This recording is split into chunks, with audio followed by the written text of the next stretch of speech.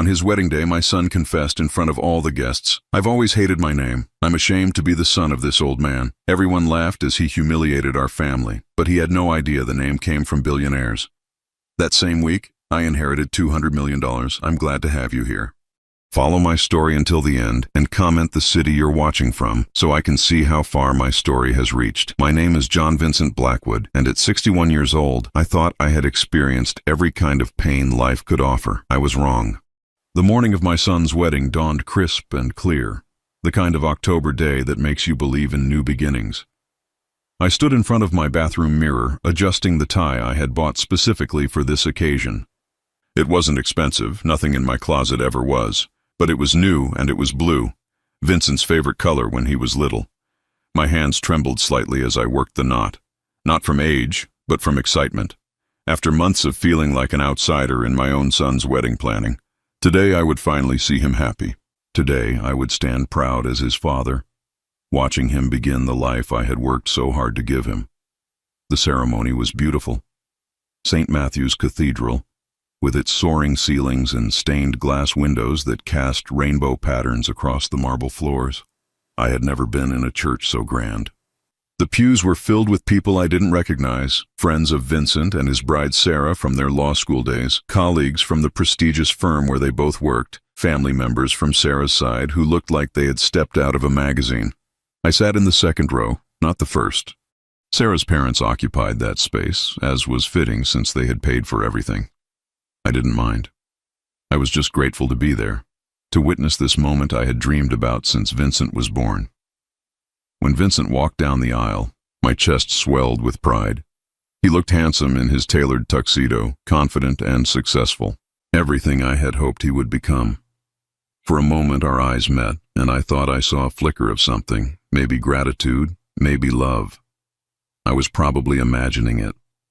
The reception was held at the Rosewood Country Club, a place where I had once worked as a groundskeeper during my 20s, back when Vincent was small and I was scrambling to pay for daycare. The irony wasn't lost on me. Now I was here as a guest, wearing my department store suit among people in designer clothing that cost more than I made in 3 months. I found my assigned table near the back of the ballroom. Table 14.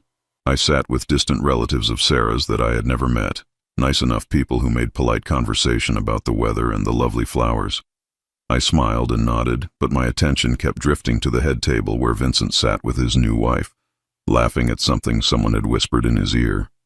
The speeches began after dinner. Sarah's father spoke eloquently about love and partnership. The best man, Vincent's law school roommate, shared amusing stories about their college days. Then the maid of honor, Sarah's sister, took the microphone. She was talking about names, about how names carry meaning and legacy, how Sarah had chosen to hyphenate, keeping both her family name and taking Vincent's. She mentioned how beautiful it sounded, Sarah Martinez Blackwood, and how it represented the joining of two proud families. That's when Vincent stood up. I remember the moment with perfect clarity, the way you remember a car accident or the moment you receive devastating news. He didn't ask for the microphone. He simply took it from Sarah's sister, his movements quick and determined. The room fell silent, hundreds of faces turning toward him expectantly. I leaned forward in my chair, assuming he wanted to add something sweet about his new wife, maybe thank everyone for coming. Instead, he cleared his throat and said words that will echo in my mind until my dying day. I need to say something about names, since we're on the topic. His voice was steady, confident, carrying easily across the silent ballroom. I've always hated my name. Blackwood. It sounds so pretentious, so old-fashioned, like something from a dusty history book. A few people chuckled nervously. I felt my stomach begin to knot. Growing up with this name was embarrassing. Kids at school would make jokes about it, call me Blackboard or Deadwood, but the worst part wasn't the teasing from other kids. The worst part was being ashamed to be the son of this old man. He gestured toward me, and suddenly every eye in the room was on my face. I felt the blood drain from my cheeks as murmurs rippled through the crowd. John Blackwood, my father, the guy who spent his life jumping from one minimum wage job to another, a groundskeeper, a janitor, a night shift security guard, never ambitious enough to make something of himself, never successful enough to give our family name any real meaning. The laughter that followed wasn't nervous anymore. It was genuine, cruel, the kind of laughter that comes when people feel superior to someone else's misfortune. I sat frozen in my chair, my hands gripping the edge of the table so tightly my knuckles turned white. But today that changes, Vincent continued, his voice gaining momentum. Today I marry into the Martinez family, a family with real success, real achievement, and Sarah, being the incredible woman she is, has agreed to hyphenate. So while I'm stuck with Blackwood, at least now it comes with Martinez, which actually means something. More laughter, louder this time. Someone at a nearby table whispered something about upgrading the family name, and others nodded in agreement. I wanted to disappear. I wanted the floor to open up and swallow me whole. Instead, I sat there and endured every word, every laugh, every pitying glance from the people around me. Vincent raised his champagne glass. So here's to new beginnings, to leaving behind what doesn't serve us, and to building something better with the people who truly matter. The toast that followed felt like thunder in my ears. Hundreds of glasses clinking, hundreds of voices saying, "Cheers," while I sat motionless, my own glass untouched on the table. I don't remember much about the rest of the reception. People avoided my table after that, as if my shame were contagious. When the dancing began, I slipped out through a side door and sat in my 12-year-old Honda Civic in the parking lot, staring at the steering wheel and trying to make sense of what had just happened. My son, the boy I had raised alone after his mother died when he was 8, the child I had worked 3 jobs to support through college, had just publicly declared his shame at being my son. Not just disappointment in my lack of success, but actual embarrassment at sharing my name. I drove home to my small apartment in a daze, still wearing my wedding tie, still carrying the boutonniere that no one had pinned to my lapel because Vincent had been too busy with the photographer to notice I was standing there waiting. That night, I sat on my worn couch and tried to understand where I had gone wrong. I had given Vincent everything I could, sacrificed everything I had. I had believed that love would be enough, that seeing my dedication would teach him the values that mattered. Instead, I had raised a man who measured worth by bank account balances and social status. The worst part wasn't the public humiliation, though that cut deep. The worst part was the realization that my son truly saw me as a failure, as something to be ashamed of. And maybe, I thought as I finally loosened that blue tie, maybe he was right. I had no idea that within a week, everything I thought I knew about my name, my family, and my worth would change forever. The week following Vincent's wedding passed in a blur of sleepless nights and haunting memories. I called in sick to my job at the hardware store, something I had never done in 15 years of employment. Mrs. Henderson, my supervisor, sounded concerned when I phoned in Tuesday morning with a hoarse voice, claiming I had caught something at the wedding, if only she knew what I had really caught, a brutal understanding of how my son truly saw me. I spent those days replaying moments from Vincent's childhood, searching for signs I had missed. Clues that should have warned me this day would come. The memories came in waves, each one more painful than the last because now I could see them through his eyes, tainted by the shame he felt. I remembered Vincent at 7 years old, during parent-teacher conferences at his elementary school. I would arrive straight from my landscaping job, dirt still under my fingernails despite scrubbing them raw in the school bathroom. The other parents wore business suits and carried leather briefcases. I wore work boots and carried a thermos of coffee because I couldn't afford the fancy drinks from the coffee shop across the street. Vincent would sit beside me during these meetings, his small hand sometimes slipping into mine when Mrs. Patterson, his teacher, would praise his academic performance. Back then I thought he was proud of me for being there, for caring enough to show up despite my exhaustion. Now I wondered if he was already learning to feel embarrassed by the contrast between us and the other families. When Vincent was 12, his middle school held a career day. Parents were invited to speak about their professions, to inspire the next generation. I remember Vincent coming home with the permission slip, his face carefully neutral as he handed it to me. "Do you want me to come speak?" I had asked, genuinely eager to participate in his school life. "What would you talk about?" he replied, not meeting my eyes. "Well, I could talk about landscaping, about taking care of the environment, or maybe about the security work I do, how it's important to keep people safe." Vincent had shrugged. "I guess. But Tommy's dad is a doctor, and Sarah's mom is a lawyer. Maybe you could just not come this time." I had agreed, telling myself he was just being a typical 12-year-old boy, embarrassed by his parents' involvement. I convinced myself it was normal. But the permission slip never got turned in, and I never found out if other blue-collar parents spoke that day, or if Vincent had simply decided my work wasn't worth sharing. High school brought new challenges. Vincent was academically gifted, that much was clear from early on. His grades were impeccable, his SAT scores exceptional. But with academic success came exposure to families with resources I couldn't provide. I remember the night he came home junior year, excited about a school trip to Washington, D.C. The cost was $800, not including spending money. I had been working double shifts at the security company, trying to save money for his college applications, and $800 might as well have been $8,000. I'll figure it out, I had told him, already calculating which bills I could delay, which meals I could skip. But Vincent's expression had shifted from excitement to something else, resignation maybe, or disappointment. Don't worry about it, Dad. It's not that important. No, Vincent, if you want to go, we'll make it work. I said, don't worry about it. His voice had been sharp, final. Besides, it's probably just a bunch of boring museums anyway. I had worked extra shifts for 3 weeks, sold my guitar, the one thing I owned that had any real value, and scraped together the money. When I handed him the cash, he had taken it without enthusiasm. Thanks, he had mumbled, but there was no joy in it. Later, I learned from another parent that most of the kids on that trip had spending money of $300 or $400 each. Vincent had gone with $60 I had managed to put together for meals and souvenirs. I wondered how that felt for him, watching his classmates buy expensive gifts while he counted every dollar. College brought its own humiliations, though I didn't recognize them as such at the time. Vincent was accepted to several prestigious universities, but the financial aid packages weren't enough to cover everything. I took out a second mortgage on the small house we lived in then, the house his mother and I had bought when we were young and optimistic about the future.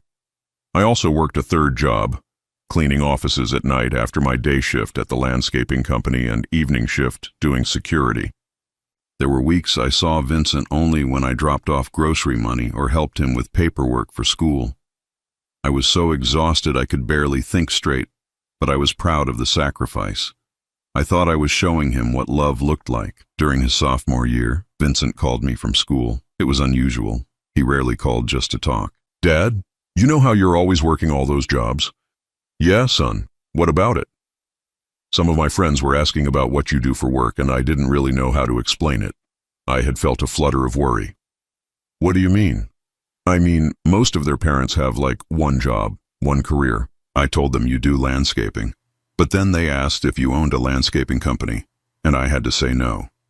Then I mentioned the security thing, and they asked if you were like a police officer or something, and I had to say no to that too. The conversation had continued for several more uncomfortable minutes, with Vincent trying to find a way to describe my work that sounded more prestigious than it was. I had ended the call feeling confused and hurt, but I pushed those feelings aside. He was just trying to fit in with kids from wealthier families. That was normal, wasn't it? By his senior year, the distance between us had grown into a chasm I didn't know how to bridge. When he graduated magna cum laude, I sat in the audience wearing the same suit I had worn to every important event for the past 5 years. The seams were starting to fray, but it was clean and pressed.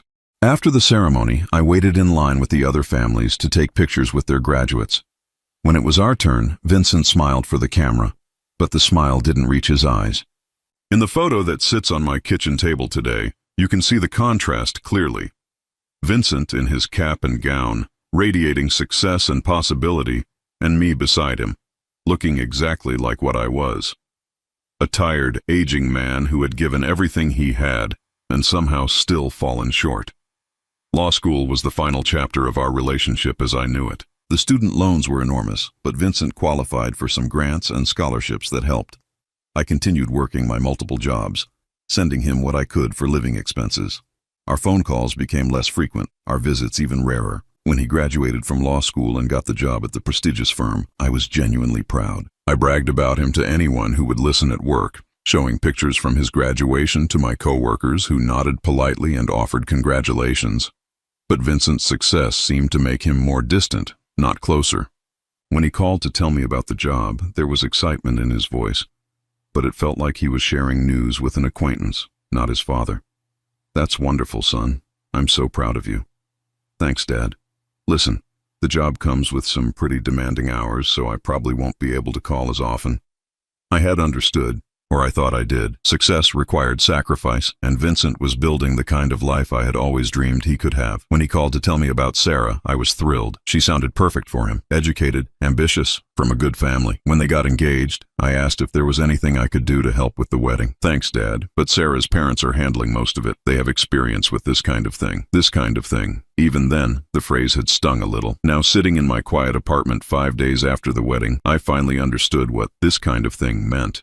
It meant weddings where the father of the groom doesn't have to worry about the cost of his outfit, where families have histories of success and achievement, where names carry weight and respect. I had spent Vincent's entire life trying to give him opportunities I never had, working myself to exhaustion to ensure he could reach heights I never dreamed of. But in doing so, I had also given him something I never intended. A deep, abiding shame at where he came from. The phone rang Wednesday evening, breaking through my thoughts. I let it ring 4 times before answering, hoping it might be Vincent calling to apologize, to explain, to somehow take back the words that had shattered everything I thought I knew about our relationship. It wasn't Vincent. It was a voice I didn't recognize, professional and crisp. "Is this John Vincent Blackwood?" "Yes, this is John." "Mr. Blackwood, this is Margaret Chen from the law firm of Harrison, Chen and Associates. I need to schedule a meeting with you regarding a matter of inheritance. Are you available to come to our office this Friday afternoon?" I nearly laughed. Inheritance? The only thing anyone in my family had ever inherited was debt and disappointment. "I think you might have the wrong person," I said. "John Vincent Blackwood, born October 15th, 1962, son of Elizabeth Marie Blackwood, deceased?" My breath caught. Nobody had mentioned my mother's name to me in years. "Yes, that's me. But there must be some mistake. My mother didn't have anything to leave to anyone." "Mr. Blackwood," Margaret Chen said, and I could hear papers rustling in the background. "I think you're going to find that there are quite a few things about your mother that you didn't know." I arrived at Harrison, Chen and Associates 15 minutes early, sitting in my Honda in the parking garage and staring up at the gleaming 40-story building that housed their offices. The law firm occupied floors 35 through 38, according to the directory I had studied online. This wasn't the kind of place where people like me usually had business. The elevator ride to the 36th floor felt like ascending to another world. The reception area was all marble and mahogany, with artwork that probably cost more than I made in a year. I gave my name to the receptionist, a young woman who smiled politely, and asked me to take a seat. I had worn my best clothes, the same navy suit from Vincent's wedding, but even cleaned and pressed, it felt shabby in these surroundings. Other people in the waiting area wore the kind of expensive clothing that whispered wealth rather than shouting it. I tried not to fidget with my tie as I waited. "Mr. Blackwood?" A woman approached, extending her hand. She was Asian American, probably in her 40s, with an air of quiet competence. "I'm Margaret Chen. Thank you for coming in today." Her office was spacious, with floor-to-ceiling windows that offered a spectacular view of the city. She gestured for me to sit in one of the leather chairs facing her desk, then settled across from me with a thick manila folder. "Mr. Blackwood, what I'm about to tell you may come as quite a shock. Before I begin, I need to verify some information about your family history." I nodded, though my palms were sweating. "Whatever you need to know. Your mother was Elizabeth Marie Blackwood, maiden name Elizabeth Marie Whitmore?" "Yes, that's right." "And she died when you were approximately 7 years old?" 6, actually. I was 6 when she died of cancer. Margaret Chen made a note in the file. "And after her death, you were raised by your father, Robert Blackwood?" "Yes. Dad did his best, but he wasn't. He struggled after Mom died. He worked construction, drank too much, died of a heart attack when I was 19. She nodded sympathetically. "Mr. Blackwood, did your mother ever mention her family to you? Her parents, siblings, any relatives from before she married your father?" I thought back, trying to remember conversations from when I was 5 or 6 years old. "Not really. Dad always said she didn't have much family, that her parents had died before I was born. I assumed we were pretty much alone in the world." "I see." Margaret Chen opened the manila folder and withdrew several documents. "Mr. Blackwood, your mother's maiden name was Whitmore, but her family name before that was actually Blackwood." I stared at her, confused. "I don't understand." Elizabeth Marie Blackwood was your mother's married name, yes, but it was also her birth name. She was born Elizabeth Marie Blackwood, daughter of Vincent Charles Blackwood and Margaret Rose Blackwood. The room seemed to tilt slightly. Are you saying my parents had the same last name by coincidence? Not by coincidence, no. Your parents were distant cousins, both descendants of the same Blackwood family line, though from different branches. Your mother was from what you might call the wealthy branch of the family tree. She slid a document across the desk to me. It was a family tree, professionally prepared with names and dates going back generations. At the top was a name I recognized: Vincent Charles Blackwood. My grandfather, Margaret Chen continued, was Vincent Charles Blackwood, founder of Blackwood Industries. Perhaps you've heard of the company? I had. Blackwood Industries was one of the largest manufacturing conglomerates in the country, with interests in everything from steel production to real estate development. Their name was on buildings throughout the city, including the hospital where Vincent had been born. Your mother was the only daughter of Vincent Charles Blackwood. She stood to inherit a significant portion of the family fortune. My head was spinning, but that's impossible. We never had any money. We lived in a tiny apartment, and after Dad died, I could barely afford to keep it. Margaret Chen's expression softened. Your mother made a choice, Mr. Blackwood. When she decided to marry your father, her family disapproved. Robert Blackwood was a good man, but he wasn't from their social circle. He worked with his hands, had no college education, no prospects for the kind of life they expected for their daughter. So they disowned her? Not exactly. They gave her an ultimatum. She could marry Robert and forfeit her inheritance, or she could leave him and maintain her place in the family. She chose love. I felt something tight in my chest, a mixture of pride and grief for the mother I barely remembered. She gave up a fortune for my father. She did, but here's where the story becomes more complicated. Margaret Chen withdrew another document from the folder. Your grandfather, Vincent Charles Blackwood, was devastated by his daughter's choice, but he never stopped loving her. When he died in 1988, he left instructions in his will that if Elizabeth ever had children, and if those children carried the Blackwood name, they would be entitled to her original inheritance. But she died in 1975. I said slowly, yes. Which means the inheritance has been held in trust, accumulating interest and investment returns, waiting for her heir to come forward. She slid another paper toward me, and when I saw the number at the bottom, I thought there had been a mistake. $200 million, Margaret Chen said quietly. That's the current value of your inheritance, Mr. Blackwood. The words didn't compute. I stared at the paper, reading the number over and over. $200 million. It was more money than I could truly comprehend, an amount that belonged in news stories about lottery winners or tech billionaires, not in conversations with tired hardware store employees. There has to be some mistake, I said finally. There's no mistake. I've been the executor of this trust for the past 12 years, ever since my predecessor retired. We've been searching for Elizabeth's heir that entire time, searching for me, but I've lived in the same area my whole life. You've moved several times and you were listed under different variations of your name in various records. John Blackwood, J. Vincent Blackwood, John V. Blackwood. It wasn't until you applied for that small business loan 3 years ago, the one where you used your full legal name, John Vincent Blackwood, that our investigators were able to locate you definitively. I remembered that loan application. I had applied for $15,000 to maybe start a small landscaping business, thinking it might be time to work for myself instead of for other people. The loan had been denied. Now I was being told I was worth $200 million. I need you to understand something important, Margaret Chen continued. This inheritance comes with a specific stipulation from your grandfather's will. The money was left specifically for Elizabeth's heir, who carries the Blackwood name with honor. Your grandfather believed that names matter, that they carry the weight of family history and values. She paused, watching my reaction carefully. Mr. Blackwood, your grandfather chose the name Vincent for himself because it means conquering in Latin. He built an empire from nothing, starting as a factory worker and eventually owning dozens of companies. He believed that a name should represent strength, perseverance, and integrity. The irony was so sharp it was almost funny. Here I was, learning that the name my son was ashamed of, the name he had publicly mocked just days ago, was actually connected to one of the most successful business dynasties in American history. What happens now? I asked. Now you have some decisions to make. The money is yours, legally and unequivocally.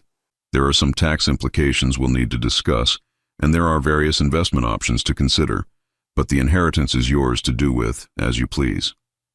She handed me another folder, thicker than the first.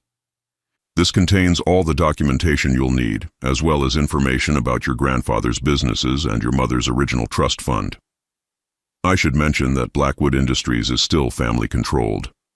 Your cousin, Richard Blackwood, currently serves as CEO, and he's been informed of your existence. My cousin, your mother had a younger brother, Thomas. Richard is Thomas's son. He's actually quite eager to meet you. I sat in silence for several minutes, trying to process everything I had learned. My entire understanding of who I was, where I came from, had just been turned upside down. The mother I barely remembered had been an heiress who gave up everything for love. The father I thought was just a struggling construction worker had actually been brave enough to marry above his station and make it work. And the name I carried, the name Vincent had been so ashamed of, was the name of a man who had built an empire. Mr. Blackwood, Margaret Chen said gently, I know this is overwhelming. You don't need to make any decisions today, but I do want you to know that your grandfather would have been very proud of the man you've become. How could you possibly know that? She smiled. Because I've read his journals, his letters to your mother after she married your father. He kept track of her life from a distance, and after she died, he kept track of yours.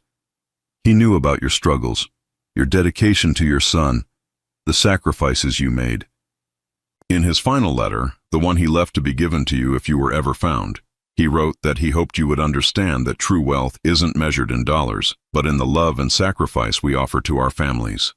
She reached into the folder one more time and withdrew an envelope, yellowed with age. This is for you, from your grandfather. I took the envelope with trembling hands. My name was written on the front in careful script. For John Vincent Blackwood, my grandson, with love and pride. I'll leave you alone to read that, Margaret Chen said, standing up. Take all the time you need. When you're ready, we can discuss the practical aspects of your inheritance. She left the office, closing the door softly behind her. I sat alone in that luxurious space, holding a letter from a grandfather I had never known existed, trying to comprehend that my life had just changed in ways I couldn't even begin to understand. But even as I broke the seal on that envelope, one thought kept running through my mind. Vincent had no idea. The son who was ashamed of the Blackwood name had no idea that it was connected to a fortune that could buy and sell his law firm several times over. The question was, what was I going to do with that knowledge? I sat alone in Margaret Chen's office, my grandfather's letter trembling in my hands. The envelope was thick, substantial, the kind of paper that spoke of quality and permanence. I carefully opened it, afraid that after all these years the paper might crumble at my touch. The letter was written in the same careful script as my name on the envelope, the handwriting of a man accustomed to important documents and weighty decisions. My dear grandson, John Vincent, if you are reading this letter, it means that you have survived the challenges that I knew would come your way, and that you have grown into the man I hoped you would become.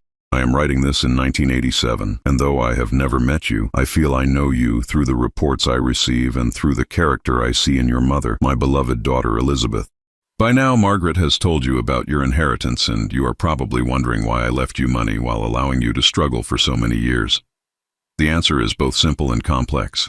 I could have intervened at any time. I could have helped when your father died, when you were working multiple jobs to support yourself, when you sacrificed everything to give your son an education. I chose not to because I needed to know what kind of man you would become when faced with real hardship. I paused in my reading, feeling a mixture of anger and confusion. He had watched me struggle and chosen not to help. You must understand, John, that I was not born wealthy. I started with nothing, working in a steel mill for 12 hours a day, saving every penny. I built Blackwood Industries from the ground up, and in doing so, I learned that money without character is worthless, while character without money is invaluable. You have proven your character through your actions, your dedication to your family, your willingness to sacrifice for others. Your mother faced a terrible choice when she decided to marry your father. My wife and I opposed the marriage not because Robert was a bad man, but because we had seen too many wealthy families destroyed by people who married for money rather than love. We gave Elizabeth an ultimatum, believing she would choose financial security over uncertain love. We were wrong, and we were fools.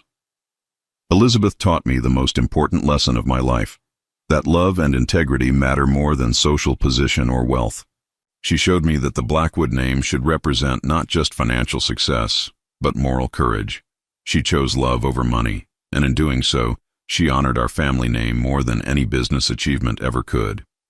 The tears came without warning, sliding down my cheeks as I read about the mother I barely remembered. I had always imagined her as a simple woman who married a simple man and lived a simple life. To learn that she had been faced with such an impossible choice, and that she had chosen my father despite the cost, filled me with a pride I had never felt before. I want you to understand something about the name you carry, John Vincent. You were named for me, yes, but more than that, you were named for what I hoped you would represent.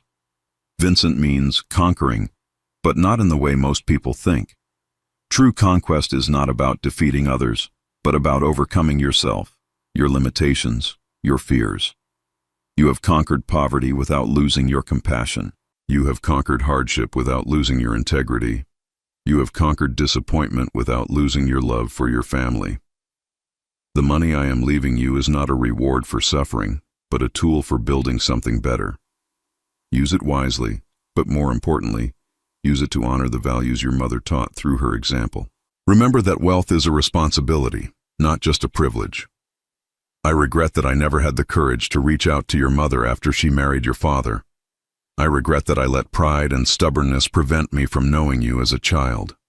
But I do not regret the man you have become, because reports of your character tell me that you are everything I could have hoped for in a grandson. Carry the Blackwood name with pride, John Vincent, not because of the money associated with it, but because of the honor you have brought to it through your actions. With love and respect, your grandfather, Vincent Charles Blackwood. P.S. The ring in this envelope belonged to your mother. She left it behind when she married your father, but I kept it hoping that someday it might return to the family. I believe she would want you to have it. I looked in the envelope again and found a small velvet box I had missed before. Inside was a simple but elegant ring, a gold band with a small diamond surrounded by sapphires.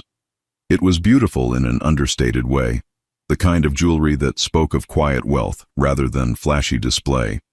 I slipped the ring into my pocket and read the letter again, trying to absorb everything it revealed about my family, my mother, and myself. When Margaret Chen returned to the office 20 minutes later, she found me sitting quietly, the letter folded in my lap. "Are you all right, Mr. Blackwood?"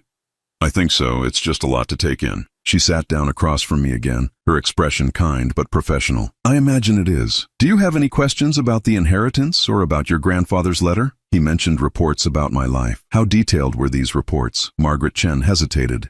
"Your grandfather hired private investigators to keep track of your mother's life, and after she died, your life, not to interfere, but to stay informed. He knew about your struggles, your jobs, your dedication to your son. He knew when Vincent was accepted to college, when he graduated law school, when he got engaged." A thought struck me like a physical blow. Does that mean he knew about the wedding? About what Vincent said? The investigators file reports monthly. The most recent report was submitted this past Monday. So my grandfather's people knew that my son had publicly declared his shame at carrying the Blackwood name, just days after I'd inherited $200 million, specifically because I had honored that name. The irony was so profound, it was almost painful. "What happens now?" I asked. "That's entirely up to you. The money is yours without conditions or restrictions. You can live quietly, invest conservatively, and never worry about money again. You can be philanthropic, use the wealth to help others as your grandfather did in his later years. You can involve yourself in Blackwood Industries if that interests you. Or you can do something entirely different. What about my cousin Richard? He's expressed interest in meeting you, but there's no pressure. He runs the day-to-day operations of the company very successfully. Your inheritance is separate from the business, though you do own a small percentage of company stock as part of the trust." I sat quietly for a moment thinking about Vincent. Just 5 days ago, he had stood in front of hundreds of people and declared his embarrassment at being a Blackwood. He had married into what he considered a more prestigious family, believing that his own name was worthless. "Can I ask you a hypothetical question?" I said finally. "Of course."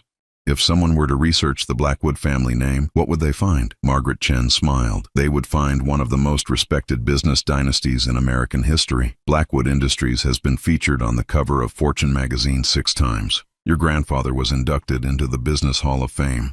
The Blackwood Foundation, which your grandfather established, has donated over $500 million to education and healthcare initiatives. And if someone searched for Vincent Charles Blackwood specifically, they would find that he's considered one of the most successful self-made businessmen of the 20th century. Several universities have business schools named after him.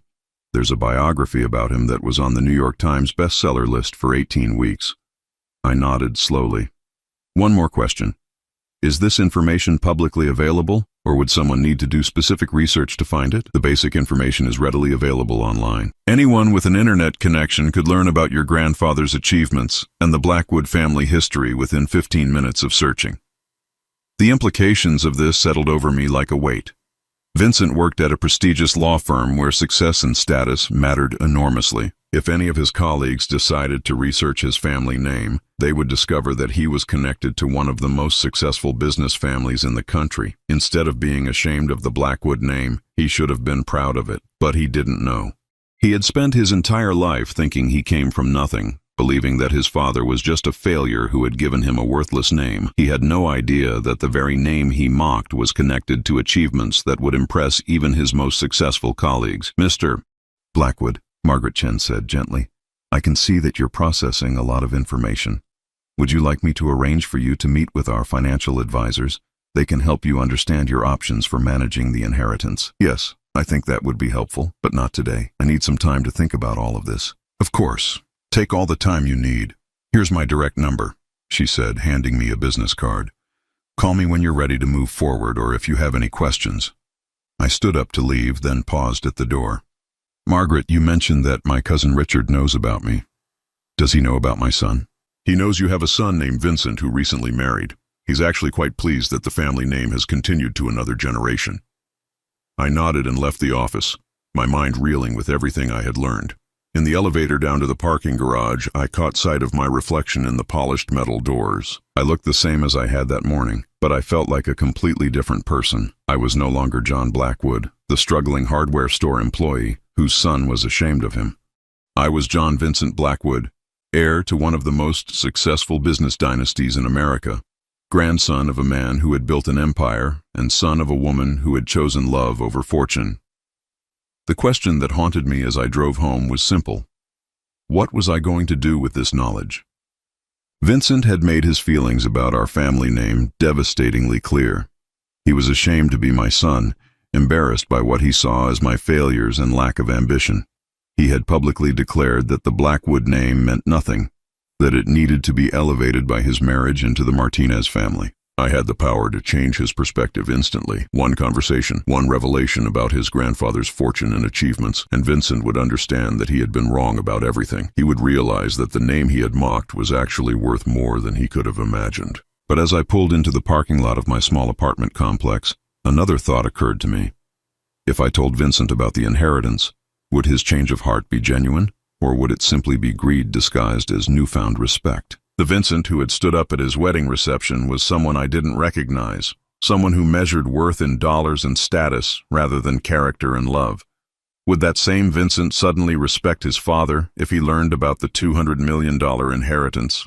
Or would he simply see an opportunity? I sat in my car for a long time that evening, my grandfather's letter in my pocket and my mother's ring in my hand, trying to decide what kind of man I wanted to be with this new knowledge. The choice I made would determine not just my future, but the future of my relationship with my son. And for the first time since that devastating wedding speech, I realized that the power in our relationship had fundamentally shifted. Vincent just didn't know it yet. 2 weeks passed after my meeting with Margaret Chen, and I felt like I was living in two different worlds. During the day, I went to work at the hardware store, helping customers choose the right screws for their home projects and mixing paint colors, pretending that my biggest concern was whether we had enough inventory for the weekend rush. But underneath that familiar routine, I carried the weight of a secret that felt heavier with each passing day. I hadn't told anyone about the inheritance. Not my supervisor at work, not my few friends, and certainly not Vincent. The knowledge sat inside me like a stone, growing heavier each time I remembered his words from the wedding reception. Being ashamed to be the son of this old man.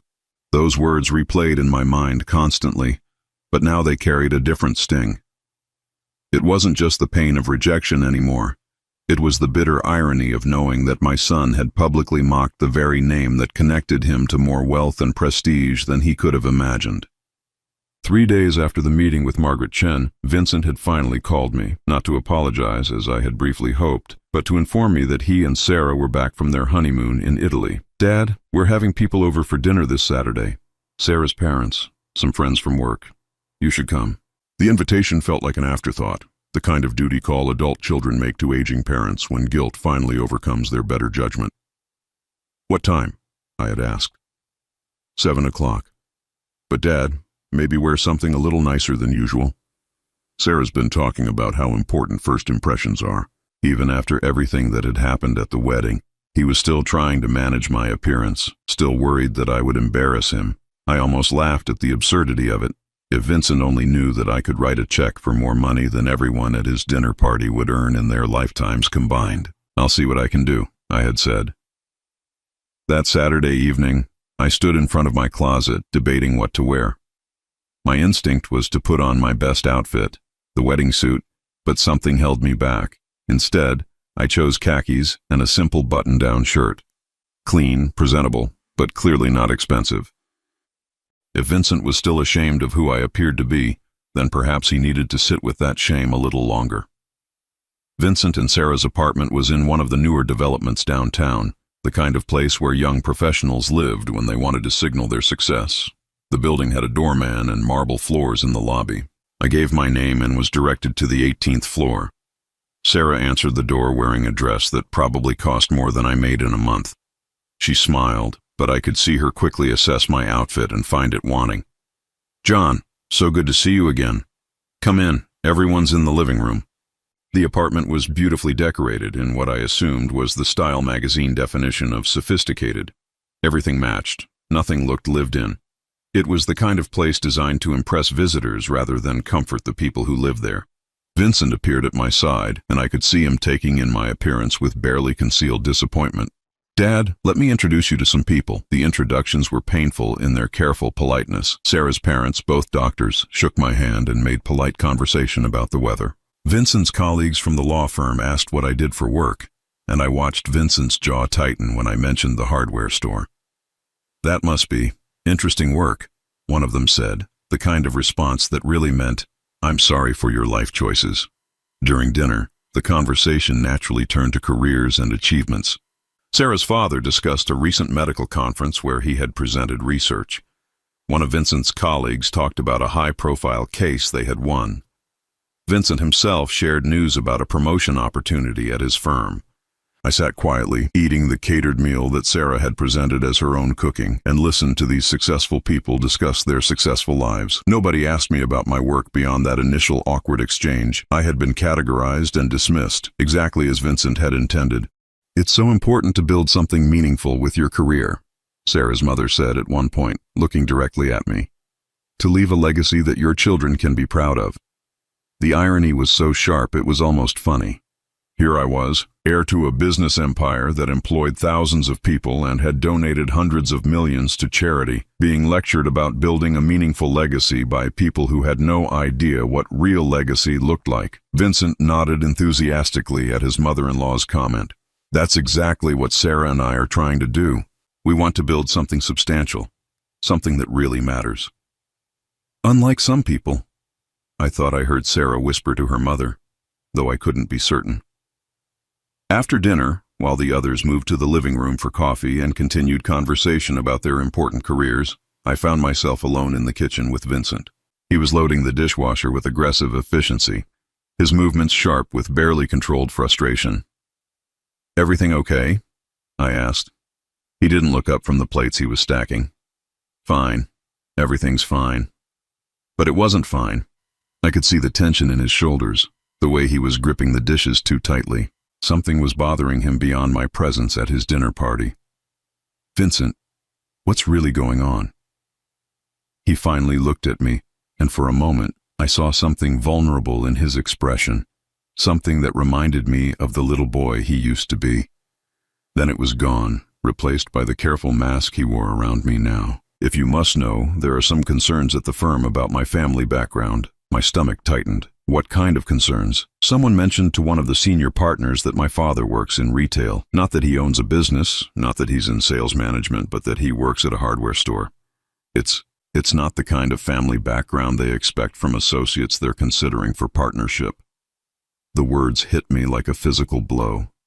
Not only was Vincent ashamed of me, but my existence was actually threatening his career prospects. The son I had sacrificed everything for was being held back by his association with me. I see, I said quietly. Do you really see, Dad? This isn't just about me anymore. Sarah's career matters too. We're trying to build something here, and having a father who, he gestured vaguely at me, unable to finish the sentence. Having a father who what, Vincent? He sighed, running his hands through his hair. Having a father who never accomplished anything meaningful. I'm sorry if that hurts your feelings, but it's the truth. I've worked my entire life to get where I am, and now it feels like I'm being held back by things I can't control. The anger that rose in me was unlike anything I had ever felt before. Not just anger at Vincent's cruelty, but anger at the unfairness of it all. Here he was, worried about his reputation being damaged by his association with me, while I sat on enough money to buy the law firm where he worked. What would you like me to do about it? I asked, keeping my voice level. I don't know, maybe be less visible for a while. Sarah and I are hosting some important people over the next few months, clients and senior partners. It might be better if you weren't around for those events. You want me to hide. I want you to understand that this is a critical time for my career, for our careers. Sarah's parents have already noticed the differences between our families, and it's embarrassing. Embarrassing, I repeated. Yes, embarrassing. Is that really so hard to understand? You show up to my wedding in a department store suit.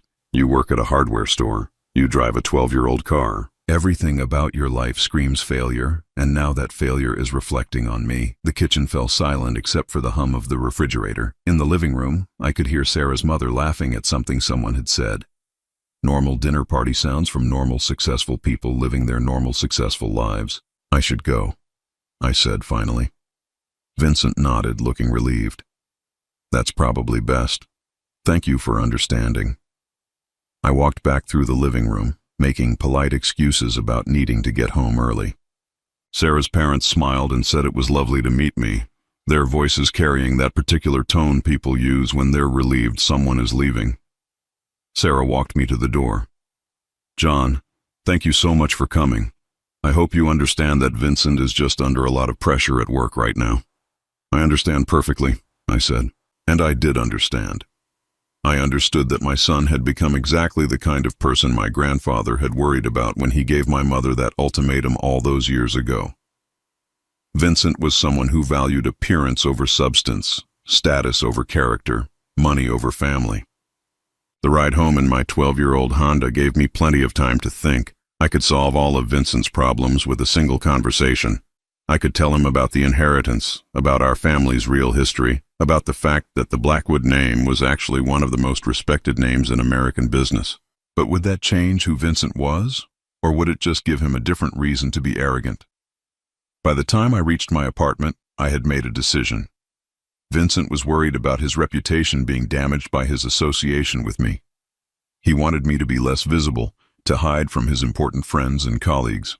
Fine, I could be less visible, but not in the way he expected. The next morning, I called Margaret Chen and scheduled another meeting. It was time to start making some changes in my life. Vincent wanted to distance himself from the failure he thought I represented. Instead, I was going to become someone he would never have the chance to be ashamed of again, but I wasn't going to tell him about it, let him worry about his reputation while having no idea that his father had just become one of the wealthiest men in the city.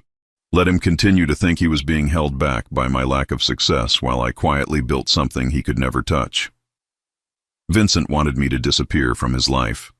I was going to grant that wish, but on my terms, not his. The phone call with Margaret Chen was brief. I'm ready to move forward with everything, I told her.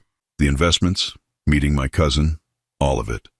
But I want to do this quietly. Very quietly. Of course, Mr. Blackwood, discretion is always our priority. And Margaret, I'd like to start using my full name for all business purposes. John Vincent Blackwood. I think it's time I honored my grandfather's legacy properly. I think your grandfather would be very pleased with that decision. As I hung up the phone, I felt something I hadn't experienced in weeks. Not anger, not sadness, but a calm sense of purpose. Vincent had made his choice about what kind of relationship he wanted with his father. Now I was going to make mine. The irony was perfect. Vincent was ashamed of the Blackwood name and wanted to distance himself from it. Meanwhile, I was about to embrace that name fully and build something with it that would dwarf anything Vincent could ever achieve. He would probably never even know what he had lost. 6 months later, I sat in the oak-paneled boardroom of Blackwood Industries, looking out at the city skyline through windows that reached from floor to ceiling. The view from the 40th floor was spectacular, but what struck me most was how different the world looked from this height, both literally and figuratively.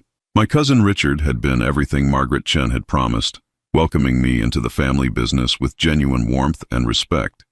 He was 5 years younger than me, with graying temples and the kind of quiet confidence that comes from being born into success but having earned the right to keep it. "Your grandfather would have loved this," he had said during our first meeting, gesturing around the executive conference room, the heir to the Blackwood name taking his rightful place in the family legacy. I had started slowly, learning about the businesses, understanding the investments, getting comfortable with the weight of real responsibility. Richard had been patient, introducing me to key people gradually, allowing me to find my own place within the company structure. The money itself had been transformative, but not in the way I had expected. Yes, I had moved from my small apartment to a comfortable house in a quiet neighborhood. Yes, I drove a car that started every time and had heat that actually worked. But the real change was deeper than material comfort. For the first time in my life, I felt valued. The people I worked with respected my opinions, listened to my ideas, treated me like someone whose thoughts mattered. It was intoxicating after decades of being dismissed and overlooked. Vincent knew nothing about any of it. I had kept my promise to be less visible in his life, but not in the way he had intended. I still worked at the hardware store 2 days a week, maintaining the appearance of my old life for anyone who might be watching.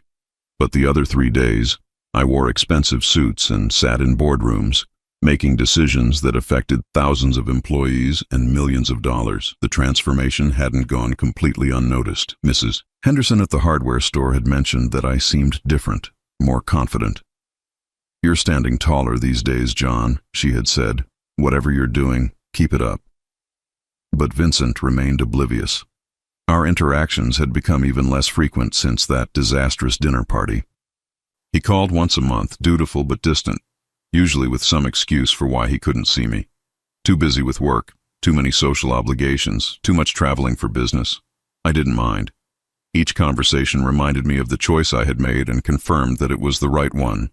Today, however, was different. Today, Richard had shared news that changed everything. "The Martinez law firm," he had said, sliding a file across the conference table. "They've been courting us for months, trying to land our corporate legal business. It's a substantial contract, probably worth $2 to $3 million annually to whichever firm we choose." I had looked at the file, though I already knew what I would find. Martinez, Rodriguez, and Associates, Sarah's family firm, the prestigious practice that had given Vincent such pride when he married into their family. "They've submitted a very competitive proposal," Richard continued. "Their lead attorney on corporate matters is—" He paused, checking his notes. "Vincent Blackwood. Apparently he recently married into the Martinez family, and they're featuring him prominently in their pitch." The irony was so perfect it almost hurt. Vincent, who had spent months worried that his association with me would damage his career, was now unknowingly trying to win business from the very company that made me one of the wealthiest men in the city. "What do you think?" Richard asked. "Should we consider their proposal seriously?" I could have said yes. I could have steered the contract toward Vincent's firm, given him the professional success he craved, without him ever knowing it came from the father he was ashamed of. It would have been the ultimate act of love, helping my son succeed while allowing him to maintain his illusion of independence. But as I sat there looking at Vincent's name on the proposal, I realized something important. Helping Vincent succeed wouldn't change who he had become. It would only reinforce his belief that success came from cutting ties with anything he considered beneath him. "Actually," I said, "I think we should pass on this one." Richard raised an eyebrow. "Any particular reason?" "Their proposal is solid." "I prefer to work with firms that value family loyalty," I said simply. 2 weeks later, the news reached Vincent that Blackwood Industries had chosen a different firm for their legal work. I heard about his reaction through Margaret Chen, who stayed connected to legal community gossip. "Apparently your son was quite upset," she told me during one of our regular meetings. "He had been counting on that contract to secure his partnership at the Martinez firm. Without it, his position there is less certain." I felt a small pang of something that might have been guilt, but it passed quickly. Vincent had made his priorities clear. Professional advancement mattered more to him than family relationships. If that approach sometimes led to disappointment, then perhaps that was a lesson worth learning. Spring turned to summer, and my new life continued to evolve.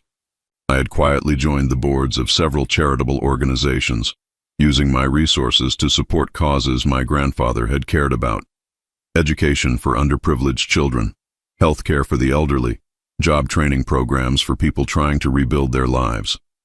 It was during one of these board meetings that I met Catherine Morrison, a retired teacher who ran a literacy program for adults.